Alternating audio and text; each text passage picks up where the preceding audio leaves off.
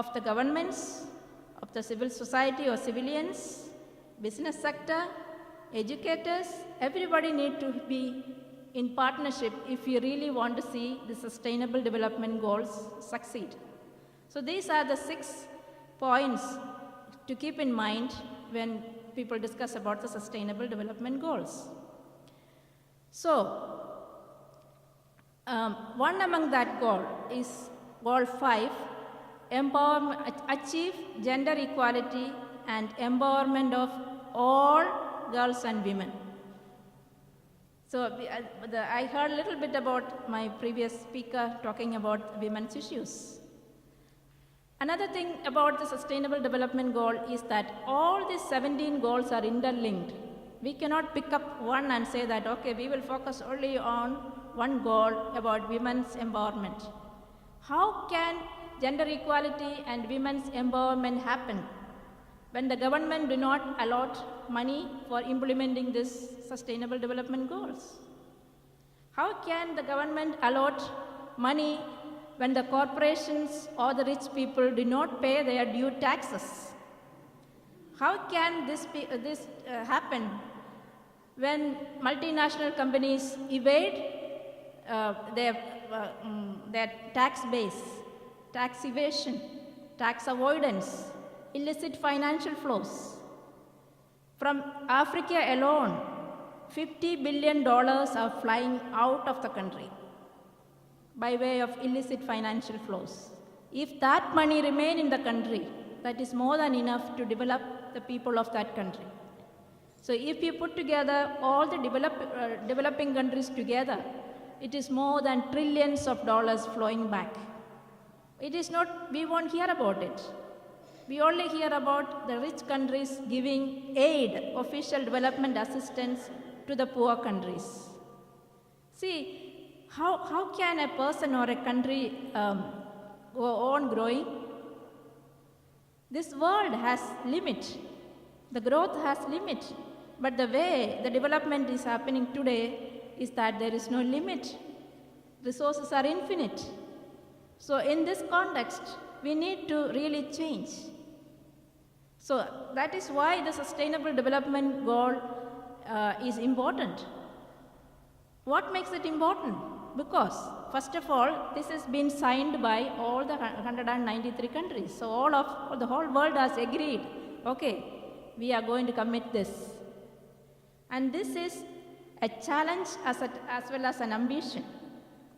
Ambition for the people who are in poverty, for the people who are not developed, that there is some way where a door is opened, a challenge, because it is calling to the developed countries as well as the poor countries to find a new path towards a sustainable future. That means we need to change. We need to change our unsustainable lifestyles. We need to change our thoughts, our concept. So that is why it is an important thing. And how do we do that? How do we do that? We need a transformational shift, because Sustainable Development Goals calls for a moral principle of leave no one behind. No countries, no individuals should be left behind. That means people living in this country, the developed country, developing countries, everywhere have a right. That is again the human dignity, the human right. Just because you are a human being, you have the right to live a dignified life. And who are the corporations? Who are the rich individuals to deny that? If God has given us that right, and it is our responsibility of each individual, each country, to gain that dignity, that human dignity. See, so now what is the challenge? Everybody knows there are problems, climate change is there, the previous speaker I heard her speak, inequality is there, poverty is there. So how do we see that? That is why these 17 goals, each one has got a message, a challenge. For example, the first goal is to end poverty in all its forms everywhere. Do you think poverty is only in Africa or other countries? We know, right here. 15% of Americans are poor. There are places we don't have safe drinking water. You know what happened in Detroit, Flint, Michigan, all that we know. Who are the ones oppressed? So end poverty in all its forms. Poverty is not only about money, it's also about opportunities. So all forms of poverty should be eradicated. Second,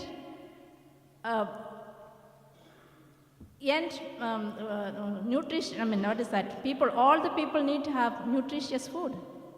What is happening with regard to the food section here? There's wastage, there's overconsumption on one side, where malnutrition, and have starvation on the other side. It has to stop. The world cannot go on this way. So, when it comes to gender equality or achievement of women's empowerment, what is blocking? So, what are the real challenges in achieving the Sustainable Development Goals? I would say two. That is one, the GDP-based economic growth, the GDP-based developmental model. So, everything has price but no value. But what we want is value, not only for human beings, but also for the species in the world, because we are part of a human community of life. So GDP-based development begins violence against women by denying their unpaid work as contribution to economy. In real life, two things are important, that is sustenance economy and nature's economy. That is to protect ecology and protect human life. So this is not valued in currencies. This is valued in the process of life-giving process is the value, which is not counted in the GDP. So this model itself is the first starting point of violence against women. This is again deepened by capitalist patriarchy. We know what is capitalism, money-centered life. We know what is patriarchy, the power relations, the powerful oppressing the powerless. So these two things. So in the capitalist patriarchy, everything is commodity. Everything has price but no value. The livelihood of women, which rest in the natural resource, is women are taken away from that, like land and water, seed, food. How many women have a right to land, to own land or produce their own food? What is happening in the name of resource grab in Africa, Latin America, many Asian countries? Multinational companies get in there, start a company or mining. Then whose land, whose water is affected? It is the poor people. On March 8th, the real International Women's Day, UN celebrated it in a very good way. But some of us chose not to go inside the UN.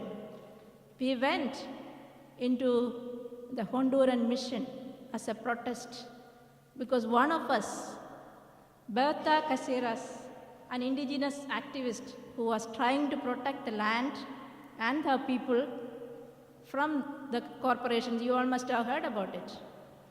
It's a beautiful river which has connection to their spiritual life of the indigenous community. So the government wanted to block that, make a dam so that they have enough water for the mining companies to do their mining. She said, no, this is our life. This is our spiritual resource. This river is given to us. You cannot do that. So the dam was stopped. So what happened? March 2nd, while she was sleeping, she was assassinated. 44-year-old woman. She is not dead. She is living in all of us, in the hearts of people who really want human rights, who really want to protect their family.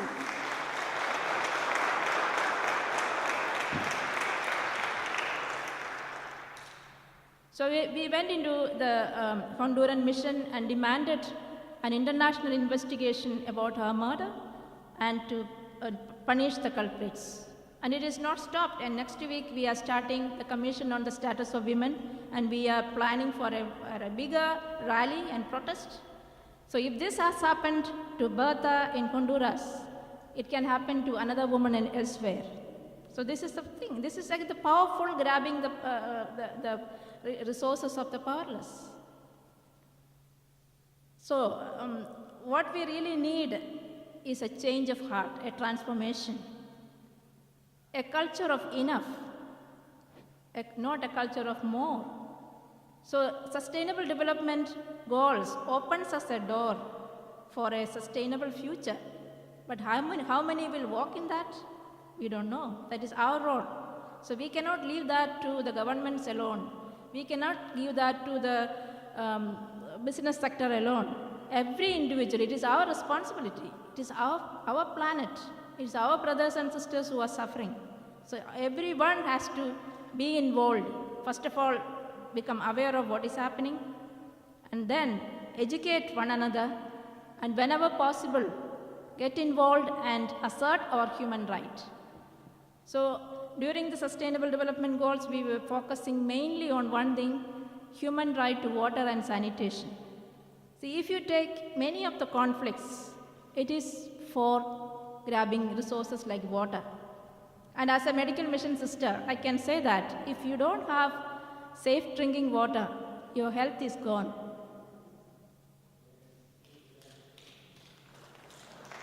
So we have a right to protect our water, our food systems. The dangers of this at the United Nations, as I said about the partnership, is that this partnership sometimes is not with the right people. There are so many corporations sending their people into the UN as partners. And they are all using the name Sustainable Development. And I must tell you that they are all using it, some of them are not genuine, they are using it for their own profit. For example, the pharmaceutical company Pfizer. If you walk through 3rd Avenue and 42nd Street, you will see all the Sustainable Development Goals written on their walls. But what have they done? They shifted their headquarters to Ireland so that they don't have to pay taxes to this country. See, if you don't pay your due taxes to the government, how can they implement social benefits or social protection floors? So our studies, some of our friends does a study shows that if you use just 2% of your GDP, you can cover the social protection floor. That means no one should live below a certain standard. But no country is willing to spend that. As Lisa was telling, in the budget section, the money is going up for military spending. And food stamps and all the service sector is cut. What crazy idea it is. So we are demanding social protection floor for the people who are not able to meet their basic needs. It is a responsibility of the governments. But the problem is, again, the corporations are tying the hands of the government. One example I can say, Philip Morris, the tobacco company, you must be heard about that. His asset is much more than the GDP of New Zealand. So there is a bilateral investment treaty between Uruguay and Switzerland. So this Philip Morris company is suing Uruguay for $25 million. You know for what? In the cigarette packet it is written, cigarette smoking is injurious to health. So the businessman is telling, that is blocking us from our potential profit. So they are suing the government. So that is called investor-state dispute settlement. There are, as of 2016, there are 696 cases around the world. More than 105 countries are involved. Out of that, 70% are from the developing world. So the companies are using their own governments not to do their job of protecting their citizens, giving them social, environmental protection. So this is the case. There are so many cases the government are not able to do.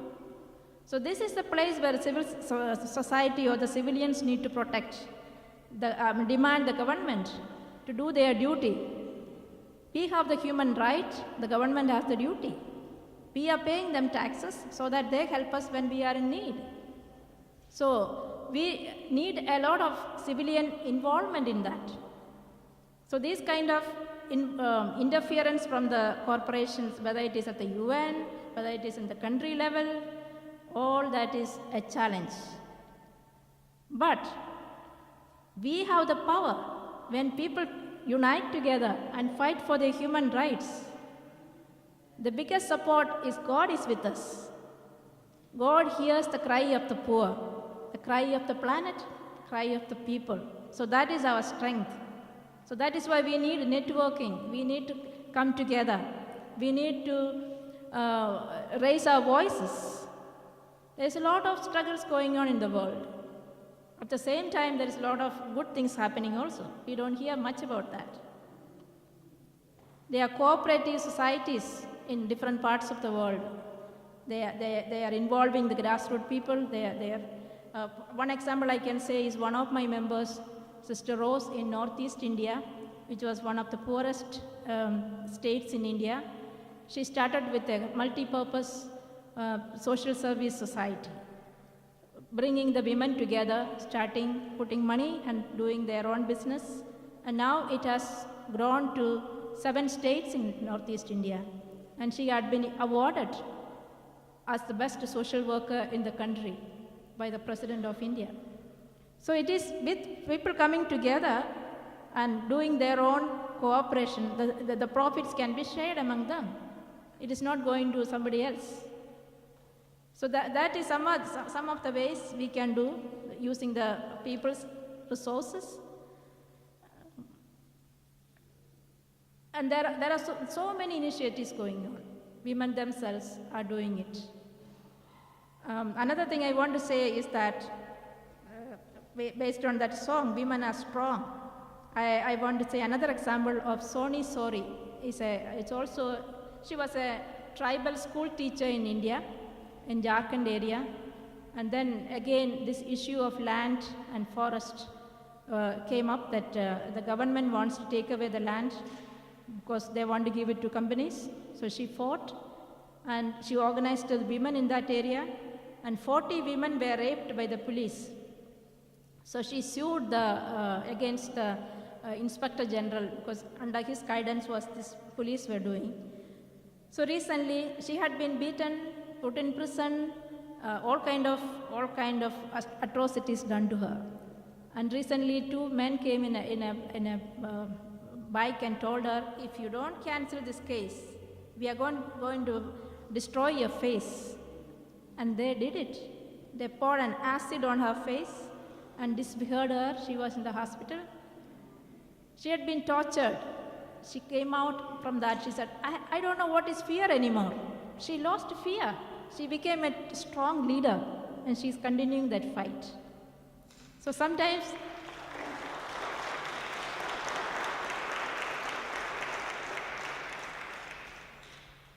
the hardships in life, women become more strong, like that song.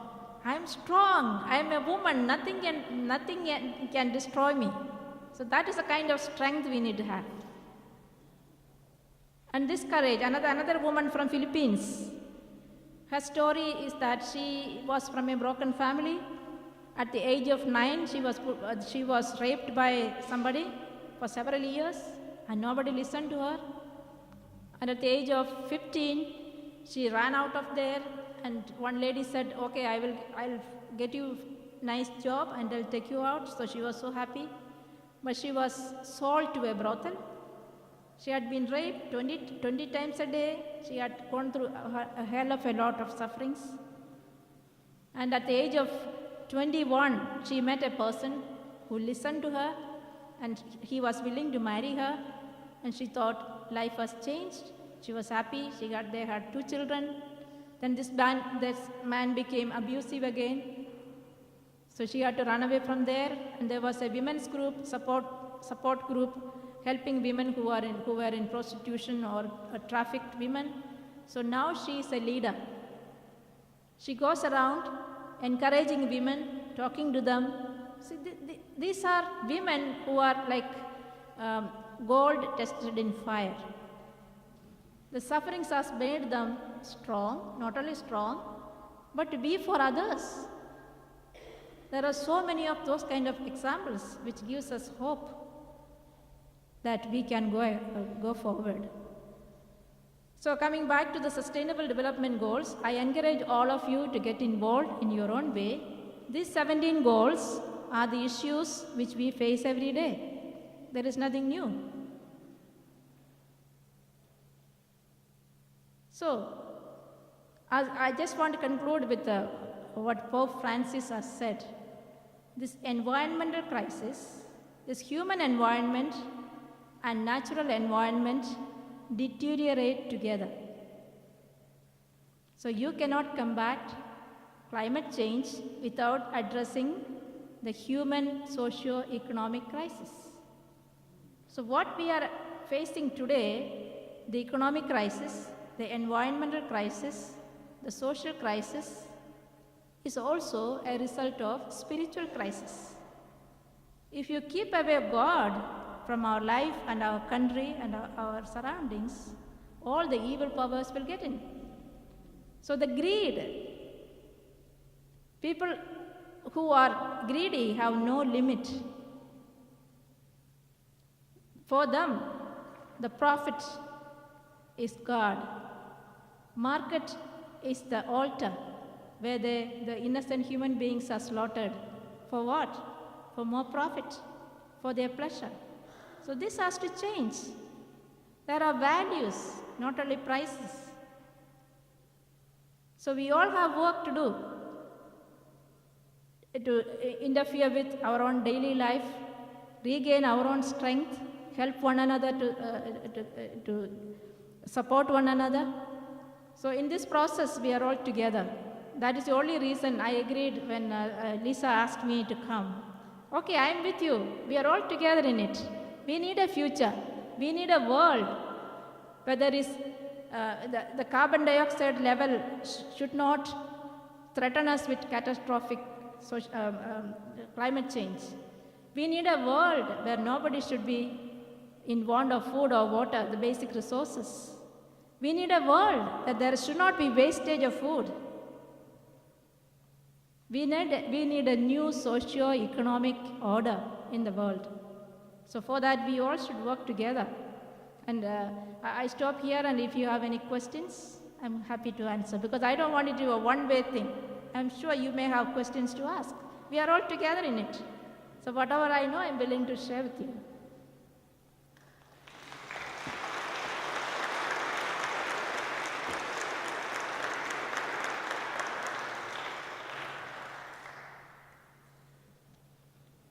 Good afternoon. Thank the Creator for all that the Creator has brought us today in the form of woman. And I would like to ask maybe the 5 oldest ladies in here for permission to speak. Okay, thank you. You talk about togetherness, being in this together. Do you know Jibril Diallo, worked for the UN, was in hunger relief? I think he's with the AIDS, he was with development group in the UN. Are you familiar with him? I didn't get the question. Jibril Diallo. He's from Senegal. Uh-huh. He has a Brooklyn connection. Mm-hmm. I want you to tell him that you met Professor Master Marlon Jeffries at a Women's Day event in Brooklyn. Because when he first came to the United States, to the UN, he didn't have a place to stay. Where did he stay?